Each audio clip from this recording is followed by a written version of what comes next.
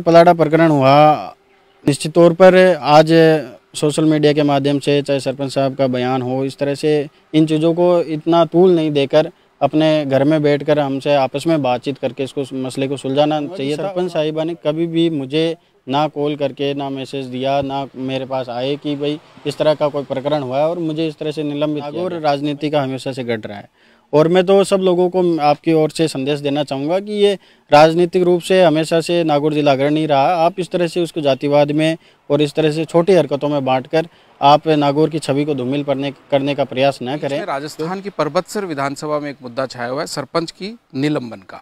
हमारे साथ वहाँ के जो एमएलए हैं परबतसर से रामनिवास गावड़िया, वो मौजूद हैं, उन्हीं से बात करते हैं। रामनिवास जी, देश एक तरफ तो कोरोना महामारी से जूझ रहा है और एक राजनीतिक रंग देने का प्रयास किया जा रहा है। देखिए, आज देश को ज़रूरत है कि इस कोरोना से कैसे लड़ें, किस तरह से इस कोरोना को पूरे देश से भगाएं और किस तरह से हमारे जितने भी नौजवान हैं, किसान हैं, मजदूर हैं, उनके जो समस्याएं आ रही हैं उनका हम किस तरह से निस्तारण करें। उसी तरफ मैंने सोशल मीडिया के माध्यम से देखा कि वहाँ के सरपंच साहिबा मेरे ऊपर इस तरह से आरोप लगा रही थी कि विधायक ने इस तरह का कार्य किया। मैं तो बिल्कुल इस बात को आप सब लोगों के सामने रखता हूँ कि आज इस कोरोना में जहाँ हम सब लोग मिलकर किसी भी पार्टी की हम कोई बात नहीं करते, क्योंकि हमारे माननीय मुख्यमंत्री जी, उप मुख्यमंत्री जी ने हमेशा से कहा है कि कोई भी दल मायने नहीं रखता। आज हमें देश के लिए ज़रूरत है तो हम सब लोग देश के लिए काम कर रहे हैं। और इस दौरान अगर इस तरह का बयान आता है कि मुझे निलंबित करवा दिया गया, देखिए, एक विधायक होता है, उसके लिए उस विधानसभा क्षेत्र का प्रत्येक नौजवान, किसान और 36 कौम की जनता उसके लिए सर्वोपरि होती है और उसके लिए हर व्यक्ति उतना ही मायने रखता है जितना कोई भी कितना भी हो। हर व्यक्ति का वोट उसको मिला तो उसका दायित्व भी बनता है कि वो क्षेत्र के लिए काम करे। और इसीलिए मैंने हमेशा से कोशिश की कि परबतसर की जनता का मैं हमेशा मान रख सकूं, सम्मान रख सकूं। उन्होंने जो मुझसे उम्मीद लगा रखी है, मैं उन उम्मीदों को पूरा कर सकूं। और इस दौरान अगर सरपंच साहिबा का इस तरह से कोई बयान आया है तो मैं निश्चित तौर पर इस बात के लिए कहना चाहूँगा कि अगर कहीं उनको लगता है कि मैंने अगर ऐसा किया है तो ये बिल्कुल भी सरासर आपका आरोप मेरे ऊपर जो लगाया गया है। एक चीज़ आपसे पूछना चाह रहा हूँ, ठीक है, आपने कह दिया, आरोप लगा दिया, उन्होंने आप पे आरोप लगाया, पहल करनी चाहिए थी आपको, कोई पहल का प्रयास किया आपने? देखिए, उनका जैसे निलंबन हुआ, डिपार्टमेंट की तरफ से उनको नोटिस भी मिला, जवाब भी मांगा, उसके बाद डिपार्टमेंट की ये कार्यवाही थी, उसके बाद उन्होंने उसको सस्पेंड किया। लेकिन मैं आप लोगों के माध्यम से कहना चाहूँगा कि सरपंच साहिबा ने कभी भी मुझे ना कॉल करके ना मैसेज दिया, ना मेरे पास आए कि भाई इस तरह का कोई प्रकरण हुआ है और मुझे इस तरह से निलंबित किया गया। मैं तो 36 कौम के लिए खड़ा रहता हूँ और अगर वो भी मेरे पास आते तो मेरे से जो हर संभव मदद होती मैं ज़रूर करता। लेकिन अगर कोई मेरे पास नहीं आए और उसके बाद मेरे ऊपर बेबुनियाद इस तरह से जो आरोप लगाए तो मैं इस बात का मुझे भी लगता है कि इस तरह से नहीं करना चाहिए।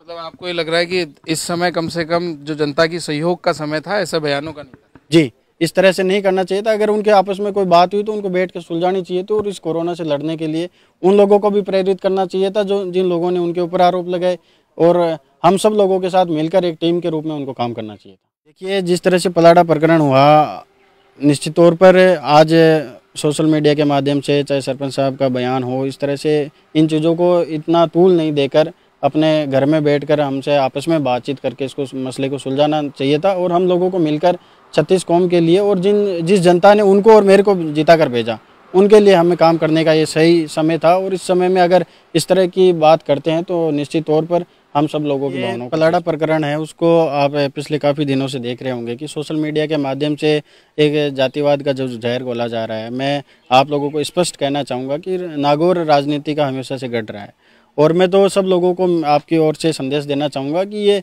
राजनीतिक रूप से हमेशा से नागौर जिला अग्रणी नहीं रहा। आप इस तरह से उसको जातिवाद में और इस तरह से छोटी हरकतों में बांटकर आप नागौर की छवि को धूमिल करने का प्रयास न करें, क्योंकि यहाँ जो भी जन नेता, जो भी लोग राजनीति करते हैं वो निश्चित तौर पर 36 कौम को साथ लेकर चलते हैं।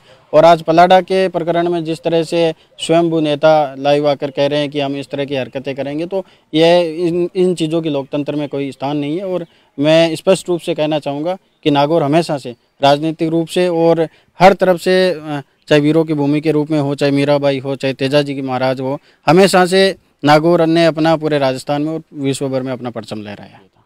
कोरोना की अगर बात करें तो परबतसर में भी पॉजिटिव मिलने का सिलसिला जारी है। आपका विधानसभा क्षेत्र है, क्या कुछ आपकी तरफ से बात है? देखिए परबतसर में एक महिला कांस्टेबल और एक मुंडोता में एक पॉजिटिव आया। उसके बाद हमने वहाँ पूरी तरह से कर्फ्यू लगाकर उनके लोगों के जो सैंपल लेके उनके भेजे, और रात की ये खबर है कि उनमें से कोई भी पॉजिटिव नहीं आया। और जो पहले पॉजिटिव आई थी महिला कांस्टेबल, उसकी भी जो रिपोर्ट है वो वापस से नेगेटिव आ गई है। तो हमारे लिए एक अच्छी खबर है और परबतसर वासियों के लिए भी अच्छी खबर है। मैं तो यही कहूँगा कि आप सब लोग घर में रहें, सुरक्षित रहें और अपने आसपास में जितने भी लोग हैं उनकी मदद करें।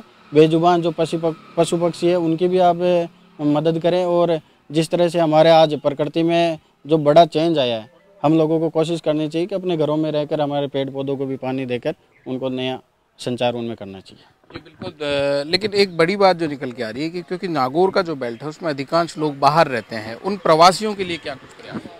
देखिए माननीय मुख्यमंत्री जी ने भी पहल की है और केंद्र की सरकार से बात चल रही है, और हम लोग भी हमारे स्तर पे प्रयास कर रहे हैं कि उनके आंकड़े लेकर सरकार को हम उपलब्ध करवाएं, ताकि सरकार को भी एक सुविधा मिल सके कि हमारे लोग कहाँ कहाँ बाहर रुके हुए हैं, किन परिस्थितियों में वो अपना गुजारा कर रहे हैं। और निश्चित तौर पर आने वाले समय में सरकार एक पहल करके उनको जल्द अपने घर वापस बुलाएगी।